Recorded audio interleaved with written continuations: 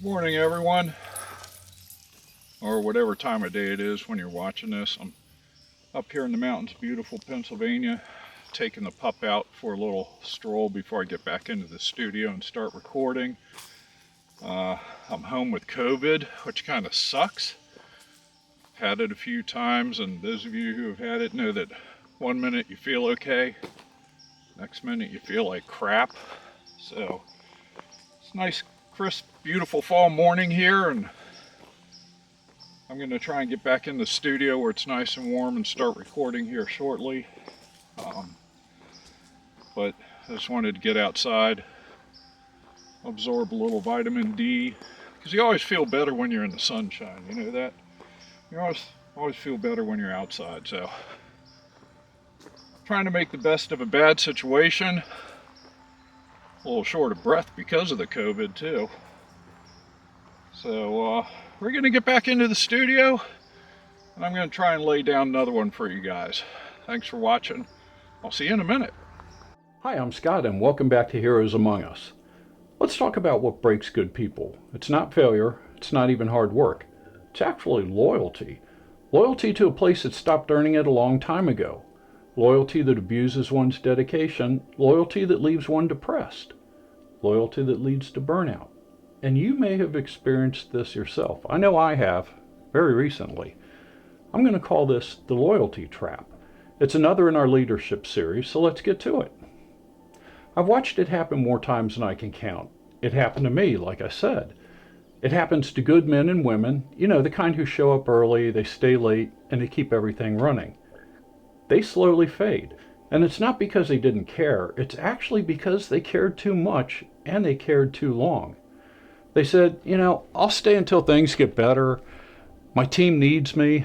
I don't want to leave the people I serve. I love the people I work with. I'll give it another year. And then the system said nothing. It just kept taking. It's like a bad relationship. At first you tell yourself it's noble. You're being loyal. You're being the adult in the room. Things will certainly get better. Heck, they couldn't possibly get worse. We all know those are famous last words. But one day you look around and you realize the people who gave less they're actually doing just fine. And the ones who gave everything, well, they're gone. Or worse, they're being marginalized, forgotten, even ignored. Because toxic places don't fire good people, Heck, they don't even fire bad people. You've seen it, I've seen it. They just overlook the good people until they break, and then they act surprised when they leave. Or they crack quietly. And that's another episode. I've lived that. The guilt of even thinking about walking away. I'm actually going through that right now. Because you start believing the lie that loyalty equals honor and respect. Well, it doesn't. But loyalty without respect, well, that's just self-sacrifice. And it's really self-destruction. You can't fix a culture that doesn't reward loyalty. You can't thrive in a place that takes and never gives. And you sure can't heal in the same place that's making you sick. And let's face it, that's what it's doing. It's making us sick. It's making us depressed. It's making us anxious. Sometimes the bravest thing you can do is leave. Not out of bitterness, but because you finally remember your worth and you realize it. The good ones always think they're abandoning the mission, but the truth is you're not leaving the mission, you're actually leaving the dysfunction. And it's dysfunctional leadership that's causing this. And maybe that's the only way the system will ever change, is if enough people leave. I once worked for a place where someone who was loyal for 30 years retired. The employees, not management, put on a luncheon. The directors didn't attend. There was no ceremony, no speeches, no flag, no plaque, no gold watch. Hell, not even a goodbye. Not a damn thing. And that's how the system rewarded loyalty. That's a good way to kill morale. Everyone saw it. Everyone noticed. But, it happened time and time again and nothing changed. When the directors were confronted, they had meetings, prior engagements, look at the time, things like that. You can't make that stuff up. And when I saw that, I realized that loyalty without gratitude or recognition is actual abuse, and it's a trap. You may have similar stories. It's caused by misguided leaders who have no sense of priority. If you're trapped in the loyalty trap, well, here are some suggestions that have worked for me. I don't know if they'll work for you, but it's worth a try. First of all, leave. That's the best solution. But what if you can't leave? At least not yet. Maybe you've got years invested in your pension, you've got time to go, you're not old enough, you're too young to retire, kids are in college, you have bills to pay, or maybe you still love the work, just not the environment. That's real, and it's where a lot of good people are stuck, between duty and despair. I've been there a few times, and really it's an unhealthy place to be. It definitely takes a toll on you, both physically and mentally. So, how do you survive it until you can change it, or just walk away? Well, first, you detach your worth from their approval. You'll never get their approval. You might seek it time and time again, but again, it's like a bad relationship. You'll never get their approval. You're just in a broken system. You need to start reminding yourself that you don't get to define me. Starting today, I'll give you what I want. I'll give you only what's healthy for me to give. You'll no longer take from me. Their silence won't erase your impact. Their indifference won't cancel your contribution. Keep your pride, but take back your peace and your power, because they've ungratefully taken your power and you need to reclaim it. You need to be in charge again. Second, set emotional boundaries. Stop volunteering for every task. Let someone else do it. Stop saying yes. And I have found myself in that situation more and more times. I say yes a lot because I know I can fix it. Stop carrying problems that aren't yours to solve. Say no without guilt. And that one is a hard one for me in particular. I'm the problem solver, usually the first person to volunteer. If they call that not being a team player, oh well, let them, sticks and stones.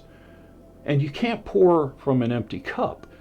You don't owe burnout to anyone, and that's what's happening to you. You're getting burned out because they keep taking and taking. You keep giving and giving, and there's nothing left. Your cup becomes empty. Third, find allies. Every toxic system has quiet rebels, the ones who still care. They see what's happening. Find them, support each other. It's easier to stay sane when you're not standing alone. Start your own little island of integrity, your own Gilligan's Island. Your own oasis, even in the middle of the storm. Fourth, invest in your exit. Not emotionally, but strategically. Update your resume. Take that course you've been putting off. Get that certification. Start building the bridge before you need to cross it. Make yourself more marketable. Hope isn't a plan, but a plan can give you hope. And finally, reclaim who you are outside the job. I've lost who I am outside of the job. I've become a recluse. I've become an introvert, and that's not me. That's not who I am. I've given up hobbies that I've loved. I have tools sitting in my shed that are waiting to be used. I have cars that need to be worked on. I've lost who I am, and that may have happened to you. The system may not celebrate you, but life will if you start living it again. Go home on time. Stop coming in early. You don't owe them anything, and they certainly aren't recognizing it. Fill your cup. Spend time with family, friends, those you love, your dog. Rediscover what makes you you, and start those hobbies again, like I said. Do things just for you. Get out in the woods, go for a walk, enjoy nature, relax, get your headspace together. So really, when you get down to it, the question really isn't, should I stay loyal? Maybe it's who and what deserves my loyalty now. So ask yourself, are you being loyal, or are you just afraid to stop being loyal? That was my problem. I was afraid to stop being loyal. Because there's a difference between being dedicated to a mission and being chained to a system that doesn't appreciate you. The truth? You really owe loyalty to people, not systems. To values, not titles. To your purpose, not their politics. And Lord knows the workplace is full of politics. Loyalty should be earned, just like trust. And when you walk away from what's toxic, you're not betraying loyalty. You're actually redefining it. You're being a quiet hero, one of the heroes among us. If this hits home, maybe it's excuse me, still suffering from COVID. If this hits home, maybe it's time to stop apologizing for outgrowing the place that never grew with you. You haven't changed, you've actually evolved. And that's something worth being loyal to, and it's something being proud of. So, thanks for watching. I hope this helped. If you'd like to see more leadership videos, like and subscribe. Leave your suggestion for future leadership episodes in the comments below. And until next time, remember the heroes among us, and you're one of them. Even the quiet ones. Stay safe. God bless. Out.